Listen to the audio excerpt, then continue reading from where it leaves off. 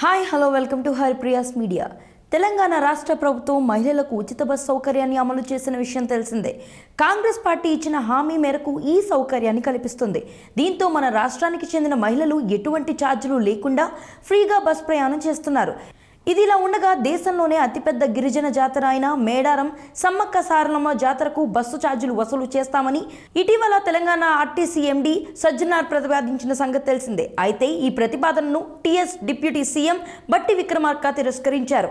మేడారం జాతరకు వెళ్లే మహిళలకు కూడా ఉచిత బస్సు సౌకర్యం కొనసాగిస్తామని, వారి వద్ద ఎటువంటి ఛార్జీలు వసూలు చేసుకోమని స్పష్టం చేశారు. అంతేకాదు, సమ్మక్క సారలమ్మ జాతరను ఇటీవల బుధవారం మంత్రి సీతక్క, కొండ సురేఖ సందర్శించారు. ఈ విషయంపై స్పందించారు.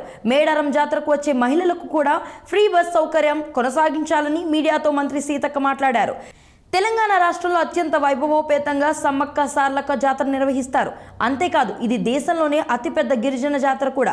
రెండో కుంభమేళా అని కూడా పిలుస్తారు. ప్రతి 2 సంవత్సరాలకు ఒకసారి జరిగే ఈ జాతరకు దేశం నలుమూలల నుంచి లక్షల సంఖ్యలో భక్తులు వచ్చి అమ్మవార్లను దర్శించుకుంటారు. ఈ ఏడాది 2024 ఫిబ్రవరి 21 నుంచి 24 వరకు సమ్మక్క సారలమ్మ జాతరలు నిర్వహించనున్నారు.